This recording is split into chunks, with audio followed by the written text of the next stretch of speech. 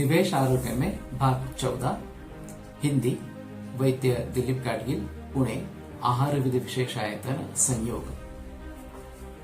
तो हम संयोग के बारे में बात कर रहे थे। अच्छे संयोग बुरे संयोग इस प्रकार की स्थिति थी। दूध के साथ जो संयोग फल का होता है वो अच्छा नहीं है, इस प्रकार से मैंने बात की थी। विरुद्धम अम्लम पैसा सह सर्वम फलस्तथा, इस सूत्र के अनुसार सभी खट्टे चीजों का संयोग दूध से विरुद्ध है। खास करके कुछ लोगों को खट्टा दही या खट्टा छाछ लेने की आदत रहती है।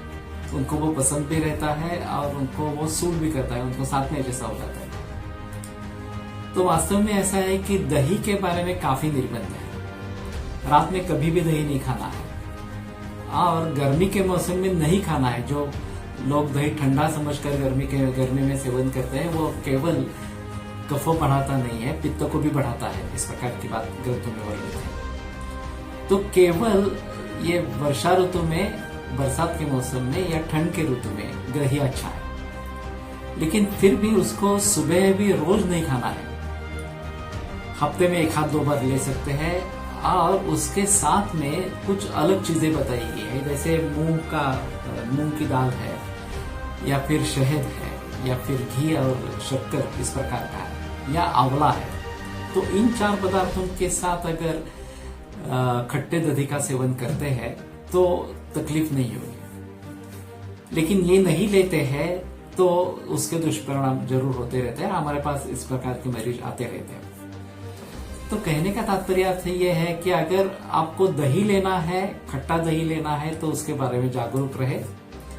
छाछ में ऐसे निर्बंध नहीं है, छाछ ले सकते हैं आप, उसमें कोई प्रॉब्लम नहीं है। लेकिन ये खट्टा है इसलिए उसको खट्टापन कम करने के लिए उसमें दूध डाला जाता है। ये काफी लोगों में प्रचलन में है, तो ये गलत है।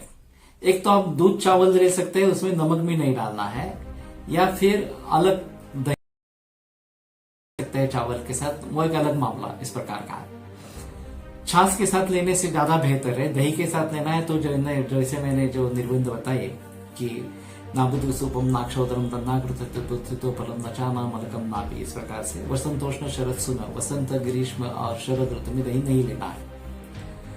तो इन सभी निर्बंधों को पाल के अगर दही लेते हैं तो ठीक है, नहीं तो छाछ ले सकते हैं और उसमें दूध नहीं डालना है। दूध का अम्ल से संयोग विरुद्ध है।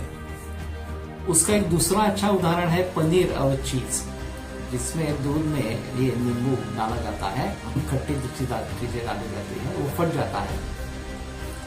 फिर जो घन भाग है उसके ऊपर और प्रोसेसिंग इस प्रकार की रहती है। और फिर पनीर वैसे भी ताजा होता है, लेकिन ये जो चीज नाम की चीज जो बनती है वो काफी देर तक उसको प्रोसेस चलती रहती है, उसमें प्रक्रिया चलती रहती है। उसमें नमक का भी संयोग इस प्रकार का किया जाता है, 6-6 महीने तक रखा जाता है इस प्रकार से। तो इन सभी के बारे में अलगता से सोचना पड़ेगा, क्योंकि ये दूध और खट्टे का कॉम्बिनेशन है। वैसे पनीर के बारे में ग्रंथों में वर्णन है, चरक संहिता में, स्मार्टबुक में, इस प्रकार से। एक शुक्र निद्रा कफकर इस प्रकार के बताया, कफ को बढ़ा देने वाले है, निद्रा लाने वाले हैं, नींद लाने वाले हैं, और शुक्र बढ़ाने वाले इस प्रकार के हैं। फिर भी एक तरीके से विरुद्ध अन्न इस प्रकार का है, पुष्टि करने वाले हैं। फिर भी रोजाना इसका सेवन या बार बार इसका सेवन ठीक नहीं है। तो उसके बारे में थोड़ा और बहस करेंगे, पनीर के बारे में खास करके लिए। और चीज के बारे में, चीज का ज्यादा प्रचलन भारत में नहीं है, लेकिन ये भी अभी इस प्रकार से बढ़ रहा है। और उसके बारे में कैसे सोचना है, क्या सोचना है, इसके बारे में जरूर विचार विमर्श करना जरूरी इस प्रकार का होगा। तो इन दोनों मुद्दों पर अगले कड़ी में बोलेंगे। नमस्ते।